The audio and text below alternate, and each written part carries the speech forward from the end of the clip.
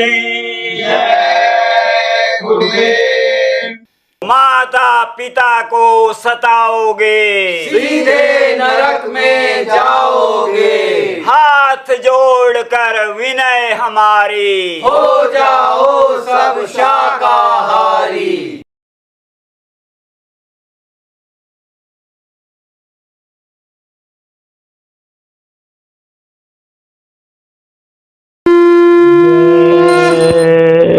गुरुदेव। क्या अद्भुत छवि आपकी, सतगुरु जय गुरुदेव। सुरत शब्द मन ले चढ़े, सत सत देखे देव।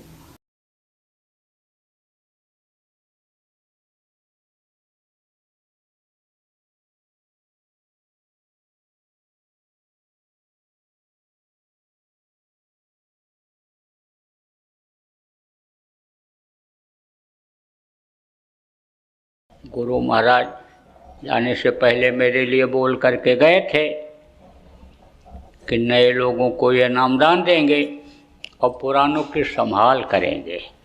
तो दोनों काम करता हूँ। जो पुराने लोग हैं उनसे निवेदन प्रार्थना करता हूँ कि एक ही साधे सब साधे सब जाए। एक को आप साध लो कि जैसे यानी आपका काम बन जाए। आप रोटी रोजी की समस्या सुलझाने के लिए गुरु महाराज ने जो कहा था कि प्रचार करो, सतयुग आएगा, सतयुग के लायक लोगों को बना लो, उसके लिए लोग आने तैयार हो जाएं स्वागत के लिए, तो वो काम करो।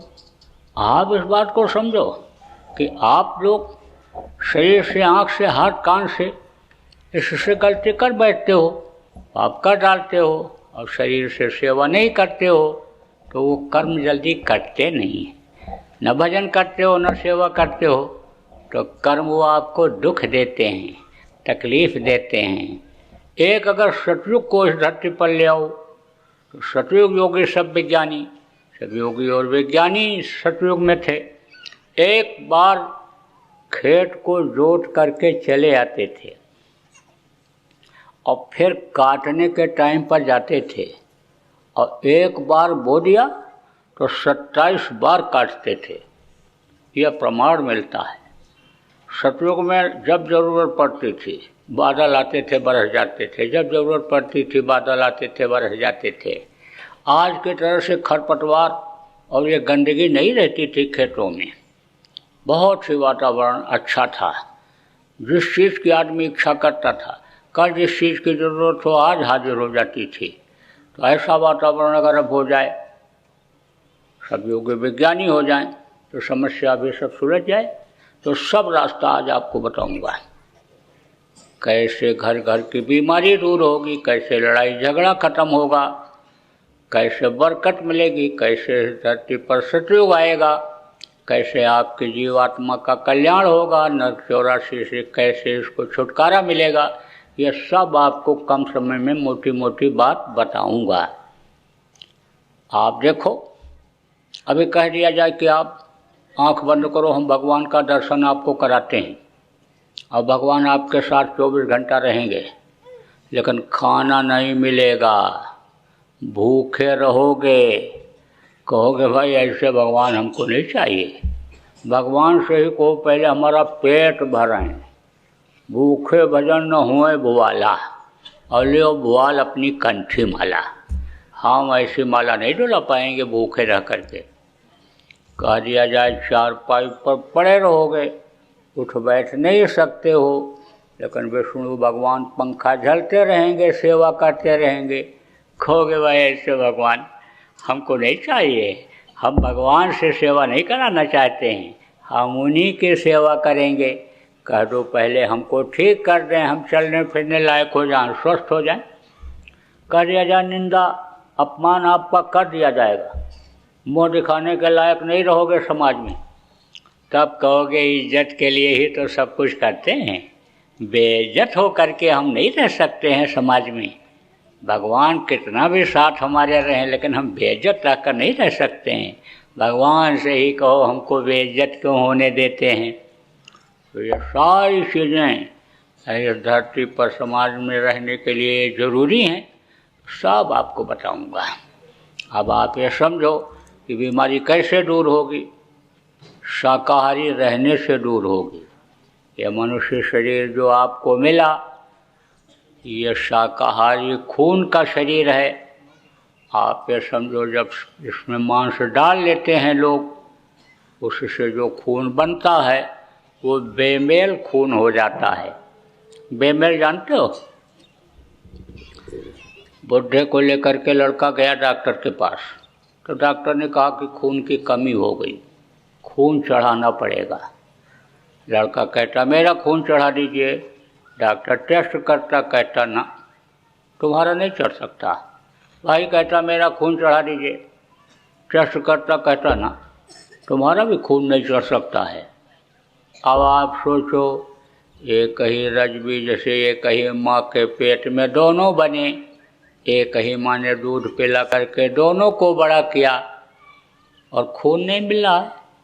इसका मतलब यह है कि एक मांसाहारी बन गया और दूसरा है शाकाहारी। तो यह मनुष्य का जो खून है यह शाकाहारी है। शाकाहारी भोजन के लिए यह बनाया गया। आप देखो, कुछ लोग कहते हैं हट जाओ, मेरे नज़रों के सामने से हट जाओ, मेरा खून खौल रहा है, गर्म हो जाता है खून। और मांसाहारियों का जल्दी गर्म होता है। आप देखो, ज़्यादातर हिंसा हत्या शराबी और मांसाहारी ही करते हैं। तो अब आप ये समझो कि आदमी की बात तो छोड़ो, जानवर का उदाहरण देकर मैं आपको बताता हूँ। एक कमरे में 4 बैल बंद कर दो, चारा डाल दो, रात भर खाएंगे, सुबह जब दरवाज़ा खोलोगे आराम से निकल जाएंगे। और एक कमरे में 4 कुत्ता बंद कर दो और रोटी डाल दो, रात भर रोटी भी खाएंगे और झाँव झाँव झाँव झाँव ची पू घूँ की आवाज़ सुनाई पड़ती रहेगी। जब सुबह उठोगे, दरवाज़ा खोलोगे तो किसी का कान कटा हुआ, किसी का पूँछ कटा हुआ, किसी के पैर से खून बहता हुआ दिखाई पड़ेगा। क्यों? क्योंकि नोचेंगे एक दूसरे को, काटेंगे एक दूसरे को। आप ये समझो कि मांस मनुष्य का भोजन नहीं है। इसलिए आप ये समझो, गुस्सा कम हो, गुस्सा ना आवे। गुस्सा क्या है, क्रोध क्या है, ये पाप है। पाप से बचने के लिए आप शाकाहारी रहो। आप देखो, आप न तो देश में गौ हत्या बंद कर सकते हो, न किसी पशु पक्षी की हत्या बंद कर सकते हो, लेकिन आप मांस खाना तो बंद कर सकते हो। आप तो इस बात का प्रचार करके मांस अन्य लोगों को छुड़ा सकते हो। अगर सब लोग मांस को छोड़ दें तो इन जीवों को कौन काटेगा मारेगा जो मारे काटे जा रहे हैं। धरती पर जो खून बह रहा है, जिससे धरती ये नाराज खड़ी है, धरती माता कह रही हैं खून बहुत बह रहा है मेरे ऊपर, अपराध पाप बहुत हो रहा है। अब अगर वो सज़ा देना शुरू कर दें, हिलने लग जाएं, तो ये ऊंचे ऊंचे 100-100 150-150 मंजिल के मकान जो बनाते चले जा रहे हैं, ये टिक पाएंगे? अरे धरती पर ही ये तो टिके हैं, धरती ही हिल जाएगी तो कैसे टिकेंगे? सोचो आप। तो अब आप ये समझो कि मांस अब मत खाना, शाकाहारी भोजन खाओ और लोगों को समझाओ कि भाई शाकाहारी रहो। और कहा गया कि कम खाओ, कम खाओगे तो बीमारी नहीं आएगी। जब ज़्यादा खा लेते हो पेट में दर्द होता है और डॉक्टर के पास जाते हो तो डॉक्टर के पास आदमी लगे रहते हैं, इतना डरवाते हैं कि जो साथ के लोग होते हैं ले जाने वाले, वही कहते हैं भाई हम ही ज़मीन जायदाद बेच देंगे अपना, इनकी जान बचाओ। यही कहते हैं खतरा है जान का, जल्दी करो, पैसा जमा करो, ऑपरेशन करना पड़ेगा।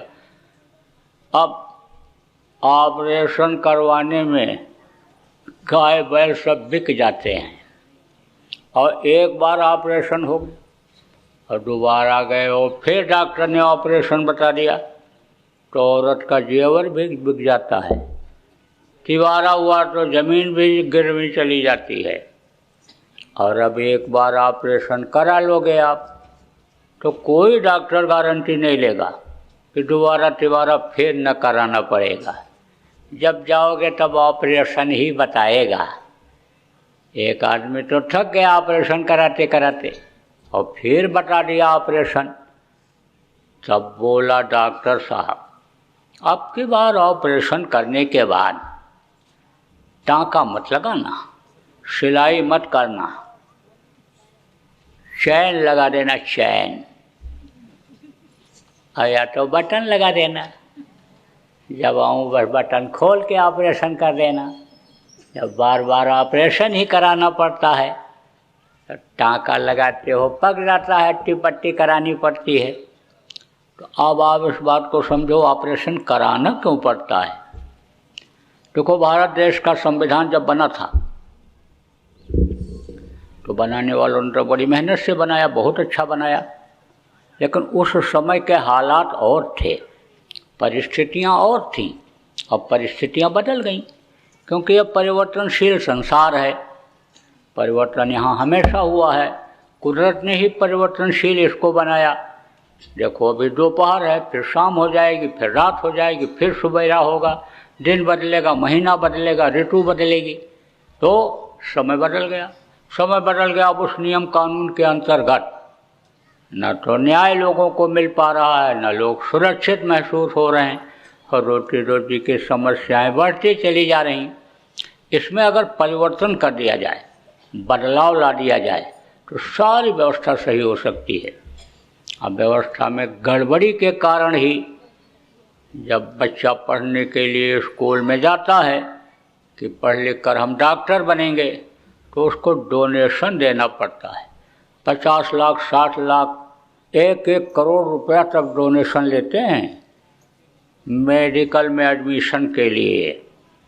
आप समझो, इतना पैसा जमा किया और पढ़ाई किया 5 साल, डॉक्टर बन गया, डिग्री मिल गई, तो अब नर्सिंग होम खोल करके, अस्पताल खोल करके कमाई करना चाहेगा।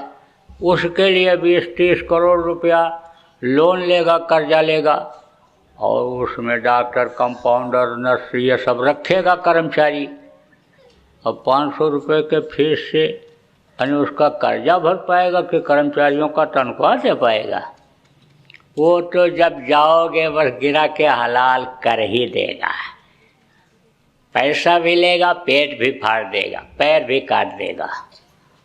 अब आपको ये नौबत क्यों आवे? आप डॉक्टर के पास जाओ क्यों? पहले गाँव में बच्चों को शुरू से ही सब नियम बताया जाने लगा था, सब बताते थे ऐसा करो। कहते ना, गाँव की कहावत है, खाए कमूते परे उतान, श्वासा 8 केर परमान, 32 बाएँ 16 दाएँ, तब रस बने अन्न के खाए। इसको जो नहीं समझ पाते उनके लिए कहा गया, खाए कमूतर सूते बाँव और काहे बैठ बसावे गाँव।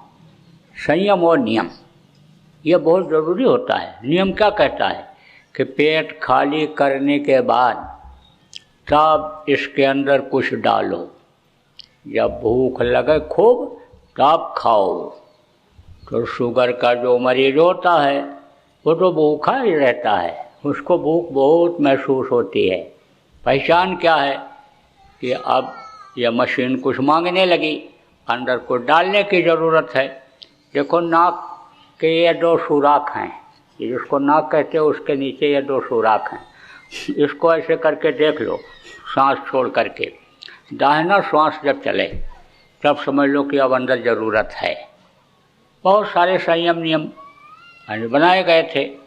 आप समझो कि उसको जानना ज़रूरी है। जब सत्संग मिलता था, संतों के पास लोग जाते थे तो उसकी सीख मिलती थी। छोटे छोटे बच्चों को भी, पड़ोसियों को भी सत्संग सुनकर आते थे तो बताते थे। तो डॉक्टरों के पास नहीं जाना पड़ता था, और नहीं तो अब जाना पड़ रहा है। ऑपरेशन के लिए पैसा उनको चाहिए तो ऑपरेशन कर डालते हैं। दूसरा कारण क्या है ऑपरेशन का, ये भी बता दें आपको। आपको ये नहीं पता शरीर कैसे चलता है। ये जीवात्मा यहाँ बैठी है, उसका प्रकाश यहाँ आँख पर, कान पर, मुंह पर, और फिर यहाँ कंठ पर आता है। यहाँ पर चक्र हैं, और फिर यहाँ चक्र है आपके हृदय चक्र, नाभि चक्र, इंद्रिय चक्र, गुदा चक्र। तो ये चक्र चलते रहते हैं, यही शरीर को चलाता है। उसकी जो प्रकाश रोशनी जीवात्मा की ताकत है वो चलाती है शरीर को। और इंगला पिंगला सुषमना ये 3 नाड़ियाँ हैं, ये शरीर को चलाती हैं। और इन नाड़ियों में से 72,000 नाड़ियाँ, 72,000 नसें निकली हुई हैं, उससे ये शरीर चलता है। अब पतली नसें जब कट जाती हैं, डॉक्टर जोड़ नहीं पाता है, तो शरीर का सिस्टम बिगड़ जाता है। कुछ लोग कहते हुए आपको मिलेंगे कि जब से ऑपरेशन कराया तबीयत ठीक नहीं रहती है। तो ऑपरेशन से ज़्यादातर बचना चाहिए। अब संयम नियम का पालन करोगे तो ऑपरेशन से बचे रहोगे। मोटी बात आपको बता दें, संयम नियम है क्या? वही जैसे बताया, भूख लगे तब खाओ। लेकिन अब आपके यहाँ कोई खा पी करके आ जाए और रसगुल्ला ला के रख दो प्लेट में, कह तो खा लीजिए, कहेगा नहीं नहीं पेट भरा हुआ, अभी खाना खा के आए हैं। अरे एक आध ले लीजिए, तो एक उठाएगा और धीरे धीरे खाएगा। जब खा लेगा तो दूसरा फिर उठा लेगा, उसको भी खा जाएगा। अब देखो ना उसकी तरफ, देखोगे तो शर्मा जाएगा, अगर ना देखोगे तो दूसरा, तीसरा, चौथा, पाँचवां, छठवां सब खा जाएगा, एक नहीं छोड़ेगा उसमें। ये नहीं देखेगा कि पेट है कि चारा भूसा रखने वाली जगह है, दबा दबा के बाहर दो। लेकिन कुत्ता खा पी करके आया है और उसके सामने आप बढ़िया से बढ़िया चीज़ डाल दो तो सूंघ करके और फिर उठा करके ले जाता है, कहीं छिपा के रख देता है, जब भूख लगती है तब खाता है। देखो नियम का पालन करता है कि नहीं करता है, और संयमित कैसे होता है। 12 महीना में कुंवार महीना आता है तब पगलाता है, 1 महीना पागलपन उसको सवार रहता है। और आदमी को देखो हमेशा पागलपन सवार है। तो संयम नियम का करो पालन। तो कहा गया कम खाओ और गम खाओ।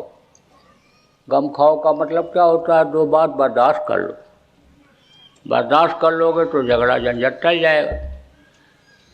एक को गुस्सा आवे दूसरा चुप हो जाए तो झगड़ा हो ही नहीं सकता है। औरत को गुस्सा आवे पुरुष चुप हो जाए, पुरुष को गुस्सा आवे औरत चुप हो जाए तो झगड़ा नहीं हो सकता है। लेकिन तो डाल डाल तो हम पात पात, उसी में झगड़ा हो जाता है। तो डाल डाल पात पात वाली किसकी बात आती है? सास और बहू की। इनमें कुछ कुछ हो ही जाता है। अब यह है कि कोई गरीब घर की सास और बहू जब लड़ती हैं, जोर जोर से गाली देती हैं, तो पड़ोसियों को पता चल जाता है। और जो कोठियों में रहती हैं, बंगलों में रहती हैं, वो धीरे से बोलती हैं और अंग्रेजी में गाली देती हैं। तब सबको नहीं पता चलता है, सब लोग समझ नहीं पाते हैं, लेकिन झगड़ा सबके यहाँ होता है। इसी में मैं बता दूँ कि इनके यहाँ रोज़ झगड़ा होता है, रोज़ झगड़ा होता है। कोई न कोई बीमार रहते ही रहता है। कई लोगों को बता दूंगा, जब आप कोई कहोगे, चैलेंज करोगे, तब झूठ हो जाए, निकल जाए तो कहना झूठ नहीं हो सकती मेरी बात। अब इसको कैसे टालेंगे? आप इस बात को समझो कि अगर सास ये सोचे कि मैंने अपनी बेटी को दूसरे को दे दिया और ये जो बेटी आई किसी और की बेटी है, लेकिन अब ये मेरी हो गई, तो बेटी की तरह से व्यवहार इससे करें। और जो बहू आई वो सोचे एक माँ को छोड़ करके मैं आई तो उसी माँ की तरह से इसको माने, सास को, तो लड़ाई झगड़ा नहीं होगा। और अगर कोई बात मुँह से निकल भी गई तो गांठ नहीं बनेगी, अंदर घाव नहीं बनेगा। और जब पराई लड़की समझ लेते हैं, पराये की माँ समझ लेते हैं, तब यह सब होता है। दूसरी चीज़ ये होती है कि तौर तरीका जब नहीं मालूम होता है तब भी झंझट हो जाता है। तौर तरीके में क्या होता है, जैसे कोई बुढ़ा है, अब उसको कड़ी रोटी नहीं भाती है, कड़ा चावल नहीं खा पाता है, अब उसके लिए मुलायम ही बना दो। आपको कड़ा पसंद है, आप कड़ा खा लो, तेल मसाला पसंद है तो सब्जी अलग से बना लो, लेकिन उनको पहले जैसा पसंद है बना के खिला दो, और फिर अपने लिए बना लो, तब कोई एतराज़ नहीं होगा। और अपने लिए बढ़िया बनाओगी बच्चियों तो बुढ़िया डंडा लेकर के 4 चक्कर लगाएगी रसोई घर का, नाक उधर ही किए रहेगी कि क्या छुन्न मुन्न हो रहा है, खुशबू किस चीज़ की आ रही है। इसलिए सेट करने की ज़रूरत होती है। अब आपको यह भी बता दें कि कोई सास बड़ी कड़क होती है, कोई बहू बड़ी कड़क होती है, आप ये समझो कि स्वभाव उसका ऐसा हो जाता है, व्यवहार ऐसा हो जाता है, लेकिन जो सत्संगी बच्चियां हैं, सत्संग बराबर सुनती रहती हैं, भजन करती रहती हैं, वो सब सेट कर देती हैं। न लड़ाई से, न झगड़े से, न तीर से, न तलवार से, व्यवहार से। अब आप इस बात को समझो कि एक औरत थी तो अपने सास को बहुत परेशान करती थी। फटा पुराना कपड़ा पहनावे, फटे बिस्तर पर सुलावे, ऐसे टूटे फूटे बर्तन में जला भुना खिलावे, बहुत तंग करे। अब जब उसकी बहू आई तो उसने देखा ये व्यवहार, तो बोली कि इन पर तो हमारा कोई असर पड़ेगा नहीं।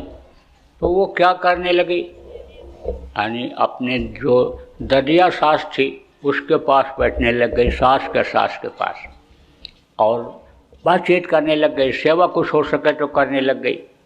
तो एक दिन बात करते हुए यानी देख लिया, पूछते हुए उसकी सास ने देख लिया, तो कहा तू क्या पूछ रही थी? तो कहा मैं यही पूछ रही थी कि आपको कपड़ा खाना क्यों नहीं मिलता है, क्या मिलता है आपको, किस तरह से आपकी सेवा होता है घर में, यही मैं पूछ रही थी। बोलिए क्यों पूछ रही थी, क्यों उसके पास बैठती है?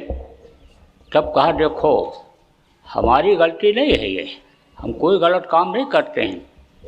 जब मैं अपने पीहर से मायके से चलने लगी थी तो हमारे पिताजी ने ये कहा था, देख बच्ची अब तू दूसरे की हो गई, अब यहाँ का रीति रिवाज सब तू भूल जा, और वहाँ का जो रीति रिवाज है उसके हिसाब से अब तू कुछ सीखना और करना। अब यह बात उसको लग गई कि यहाँ का रीति रिवाज तो हमारी तरफ से यानी इनके साथ गलत व्यवहार का है, तो पूछ ही बैठी कि क्या तुम मुझे भी इसी तरह व्यवहार करेगी, मेरे लिए भी यही करेगी? बोली ये मैं नहीं कह रही हूँ, वो तो हम पिता के आदेश का पालन करेंगी कि हमारे यहाँ का रीति रिवाज सब अब तू यहीं छोड़ जा, और वहाँ का जो रीति रिवाज होगा उसके हिसाब से तू चलना और करना। बस उसको ज्ञान हो गया और बोली यह भी मेरे लिए ऐसा ही करेगी। और दूसरे दिन बढ़िया बिस्तर लग गया, कपड़े अच्छे आ गए, बर्तन नया निकल गया और बढ़िया खाना बनाने लगी और बढ़िया पहले उन्हीं को खिलाने लग गई। तो ऐसे ही अन्य बदल जाता है। देखो बच्चे और बच्चों समझ लो, शंका बहुत बुरी चीज़ होती है। शंका अगर घर में हो गई तो समझ लो नाश हो जाएगा। कोई औरत अपना भाई मान करके ही किसी से बात कर रही है और पति ने देख लिया तो बोलेगा तो कुछ नहीं, लेकिन हर बात में कमी निकालेगा। नमक भर दिया दाल में, ये देखो मिर्ची भर के पेट खराब कर देगी सब्जी में, ये देखो कच्चा कच्चा चावल बना दिया, हर बात में कमी निकालेगा। और औरत अगर कुछ बोल देगी घोषा चालू हो जाएगा। अब पहले तो जबान की लड़ाई होगी, फिर हाथ पैर की लड़ाई शुरू हो जाएगी, और फिर कोर्ट कचहरी की लड़ाई शुरू हो जाएगी, तलाक के दहेज के मुकदमे चलने लगेंगे। तो शंका ही तो हुई, समाधान करना चाहिए। मान लो कोई पुरुष किसी औरत को अपना बहन मान करके ही बात कर रहा है, अब औरत ने धीरे से देख लिया तो बोलेगी तो कुछ नहीं, लेकिन दिन भर गुस्से में रहेगी, 4-6 बर्तन पटक करके पिचका डालेगी गुस्से में, नहीं कुछ होगा अपना ही बाल नोट डालेगी। तो ये क्या है? शंका ही तो है। शंका नहीं करना चाहिए, समाधान कर लेना चाहिए। जब गृहस्थी की गाड़ी चलाने के लिए जब एक दूसरे के साथ हो गए, तब आपको सुखमय जीवन बिताने के लिए एक दूसरे के दुख सुख में शंका में शरीक होना चाहिए। तो देखो, कम खाओ और गम खाओ। मोटी मोटी बात बताऊंगा, ज़्यादा बातों को जानने समझने के लिए हमारे उज्जैन आश्रम पर जब सत्संग हो, पता लगाते रहो, तब वहाँ पर आओ। कई समय तक सत्संग चलता है, तो उसमें बहुत सारी बातों की जानकारी करा दी जाती है। अब आप ये समझो कि तमाम पैसा लोगों का दवा में जा रहा है, लेकिन अगर वो उपाय आप जान जाओ, थोड़ा सा संयम बरत लो, थोड़ा सा नियम समझ लो, थोड़ा सा उपचार अगर आप समझ लो, तो ये पैसा दवा में न जाए। एक मर्ज ठीक होता है अंग्रेजी दवाओं से, और दूसरा पैदा हो जाता है, तो आदत बन जाती है। जो दवा खाते हैं उनकी आदत ही बन जाती है। दवा से ही भोजन हजम होता है, लेकिन ज़रूरत नहीं पड़ेगी। देखो, पहले लोग पैदल चलते थे, और पैदल जब चलते थे तो पैरों में ये पॉइंट होते हैं, शरीर को स्वस्थ रखने के लिए, खून का दौरा तेज करने के लिए ये सब पॉइंट होते हैं। तो ये ज़मीन पर चलते चलते ये सब दब जाते थे। हाथ से लोग काम करते थे, ये चक्की पीसती थी औरतें, और आदमी फावड़ा चलाता था, मेहनत करता था, तो ये सब पॉइंट दब जाते थे। अब तो पैसा देकर ऑपरेशन कराना पड़ता है। अरे भाई, बाबा जय गुरुदेव रोगात्मक संस्थान उज्जैन का अस्पताल तो है नहीं कि जहाँ सब फ्री इलाज होता हो। अब तो पैसा देकर सब लोग कराते हैं, तो ये सब करने नहीं पड़ता था। आप देखो, बुढ़े हो जाते थे तो क्या मेहनत करें, तो कहाँ पर जाते थे? मंदिरों में, तो ऐसे ताली बजाते थे, ऐसे ऐसे ऐसे ऐसे ऐसे ऐसे, तो इससे सब दब जाता था पॉइंट। कहते हैं खाने के बाद पेशाब करना चाहिए, चित लेट जाना चाहिए, और फिर बाएं करवट लेटो, फिर दाहिने करवट लेटो, थोड़ी देर लेट लो, चल पड़ो, पचाव शुरू हो जाएगा। नहीं इतना टाइम है तो पीठ के बल लेट जाओ, 2 मिनट किसी से कह दो पीठ को दबा दे, पेट के बल लेट जाओ, और पीठ को कह दो पीछे से दबा दे, तो पचाव शुरू हो जाएगा। बहुत सारी चीज़ें ऐसी। खेतों में प्रेमियों काम करते हो, फावड़ा लग जाए, हंसिया लग जाए, खुरपा लग जाए, कोई औजार लग जाए, कट जाओ, टूअर लगा रहता है, टूअर के पत्ते तोड़ो, दांतों से उसको चबाओ, लुगड़ी बन जाए जब, तो वहीं पर ऐसे कटे हुए हिस्से को ऐसे दबा देना। दबा दोगे तो वो मिल जाएगा, बराबर हो जाएगा। अब बस उसके बाद बांध दो उसको, पानी न पड़े तो समझ लो प्लास्टर हो गया, ठीक करके ही वो छूटेगा। आप इस बात को समझो। कट गए हो तुरंत, अगर टूअर नहीं मिलता है तो पेशाब कर दो, और घर पर जब आओ तो लोहा गर्म करो और थोड़ा सा तेल वहाँ डाल दो कटे हुए हिस्से को, और उसी से झुलस दो। कभी पकेगा नहीं, कभी घाव नहीं बनेगा। पक्की बात बता रहा हूँ, यह सब टेस्टेड चीज़ बता रहा हूँ। लग जाए, फावड़ा लग जाए, आपका हल लग जाए, आपका कोई चीज़ लग जाए और धूस जाए कटे ना, तो एक नींबू काटो और कटे हुए हिस्से पर हल्दी, नमक, घी नहीं है तो तेल डाल दो और गरम करो, तवे के ऊपर रख दो, और इसे हाथ पर रख कर देख लो। जब बहुत तेज़ गरम न रहे तो जहाँ पर चोट मार जिसको कहते हो लगी है, वहीं पर इसे सिकाई करो। 15 मिनट सुबह, 15 मिनट शाम को। दूसरे दिन से ही आराम शुरू हो जाएगा। कोई इंजेक्शन की ज़रूरत नहीं, कोई दवा की ज़रूरत नहीं। जिस तरह का चोट हो, ज़्यादा और कम, उसी हिसाब से 4 दिन, 6 दिन, 2 दिन आप सिकाई कर दो, आराम मिल जाएगा, बिल्कुल ख़त्म हो जाएगा। और नहीं तो कभी ऐसा होता है हड्डी की चोट, जब पूर्वा हवा चलती है तो 10 साल 15 साल के बाद उभरता है। वो अंदर जमा रहता है खून और वो तकलीफ़ देता है। बहुत सारी चीज़ें हैं, कम समय में नहीं बताया जा सकता, अभी और बहुत सारी बातें बतानी हैं। तो कहने का मतलब ये है कि संयम और नियम का करो पालन, और आप ये समझो मेहनत और ईमानदारी की कमाई करो। मेहनत और ईमानदारी की कमाई करोगे तो उसमें आपको बरकत दिखाई पड़ेगी। लक्ष्मी को जो मार करके, लूट करके, काट करके जो लाता है उसके बयान नहीं रुकती हैं। जुआ में जो दांव में लगा करके जीत करके लाता है दूसरे दिन फिर हार जाता है। इसलिए इज्जत के साथ लाओ, मेहनत की कमाई करके लाओ, पसीना बहा करके लाओ, सम्मान के साथ लाओ, तो ये रुपया पैसा घर में रुक जाएगा, बरकत मिल जाएगी। तो देखो ये मोटी मोटी बात मैंने आपको बताया। यह है लोक बनाने का। लोक बनाना किसको कहते हैं? कहते हो अच्छा खाते हैं, अच्छा पहनते हैं, अच्छे मकान में रहते हैं, लोग इनको प्रणाम सलाम करते हैं, पत्नी पते व्रता है, पुत्र आज्ञाकारी है, इनका लोक बना हुआ है। लोक बनाना इसको कहते हैं। पर लोक बनाना किसको कहते हैं? जहाँ पर आप रहते हो ये मृत्यु लोक है, यहाँ से एक दिन सबको बाहर जाना पड़ता है। देखो आप एक से एक राजा महाराजा हुए, सेठ साहूकार हुए, पंडित मुल्ला पुजारी हुए, राम जैसे भगवान हुए, कृष्ण जैसे भगवान हुए, तमाम गुरुओं में लोग हुए, मनुष्य शरीर में जो आए सबको जाना पड़ा।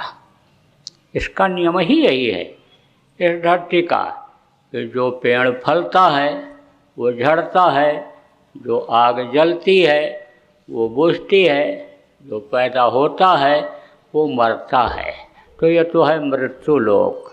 इसके ऊपर लोक है चंद्र लोक, सूर्य लोक, उसके ऊपर स्वर्ग लोक, वैकुंठ लोक, और फिर आप स्वर्ग लोक, वैकुंठ लोक, उसके ऊपर में शिव लोक, ब्रह्मा लोक, विष्णु लोक, इन तीनों की माँ जिनको आद्या महाशक्ति कहा गया उनका लोक, इनके पिता निरंजन कालेश्वर जिनको कहा गया उनका लोक, और फिर ब्रह्मलोक, पार ब्रह्मलोक, और फिर सतलोक, अलखलोक, अगमलोक, अनामी लोक, बहुत सारे लोक हैं। तो उन लोकों में भी आप अपने घर में रह करके आने जाने लग जाओ, वो भी रास्ता आपको बताऊंगा। हमारे गुरु महाराज ने बहुत से लोगों को बताया, रास्ते पर चलाया और मंजिल तक पहुंचा भी दिया। अब वो वापस दुख के संसार में आने वाले नहीं हैं। तो आप समझो उनके आदेश से बताऊंगा। जाने से पहले ही मेरे लिए कह करके गए थे, और जब नामदान देने का समय आया तब बोले अब इनको नामदान देना शुरू कर दो। अगर नामदान दे दोगे और ये भजन करने लगेंगे, इनका शरीर भी छूट गया तो ये मनुष्य शरीर पा जाएंगे। तो जहाँ भी जाता हूँ सब जगह नामदान देता हूँ। देश के कोने कोने में, प्रांतों में जाता हूँ तहाँ देता ही हूँ। विदेशों में भी नामदान देता हूँ। 14 देशों में नामदान दे चुका हूँ। सब जगह ज़्यादा भीड़ तो होती नहीं, थोड़े लोग होते हैं तो उनको भी नामदान दे देता हूँ। क्यों देता हूँ? क्योंकि इस समय किसी के जीवन का कोई भरोसा नहीं है। आदमी घर से निकले, कोई गारंटी नहीं है कि 2 घंटे के बाद ठीक ठाक अपने घर में वापस आ जाएगा। नामदान इसलिए दे देता हूँ कि नहीं भी उसका काम बना और शरीर छूट गया तो मनुष्य शरीर तो पा जाएगा, संस्कार तो उसके बन जाएंगे। जब मनुष्य शरीर पाएगा उस समय के सद्गुरु जो रहेंगे उनके पास पहुँच तो जाएगा, दूसरे जन्म में तो पार होने के चांस बन जाएंगे। इसलिए नामदान दे देता हूँ। जिसके लिए मीरा ने कहा पायो रो मैंने नाम रतन धन पायो, तो जिसके लिए गोस्वामी जी ने कहा कि कल जो केवल नाम आधारा, सुमे नरोतर नहीं पारा, नाम लिए तो बहुत सिंधु सुखाही, सुजन विचार करो मन में, नाम लेते ही बहुत सागर सुख है। तो कौन सा नाम है? वह है ध्वन्यात्मक नाम। जय गुरुदेव। अभी आपने बाबा उमाकांत जी महाराज के सत्संग को सुना। बाबा जी अन्य किसी से चंदा न लेकर अपने प्रेमियों के सहयोग से देश विदेश में तमाम जनहित के काम करते हुए सभी तरह की तकलीफ़ों को दूर करने व प्रभु के मिलने का उपाय बताते हैं। आप इस जीवन के इस बचे हुए समय में समय निकालकर बाबा जी से ज़रूर मिलिएगा।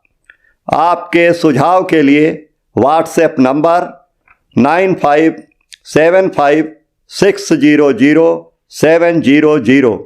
जय गुरुदेव, जय गुरुदेव।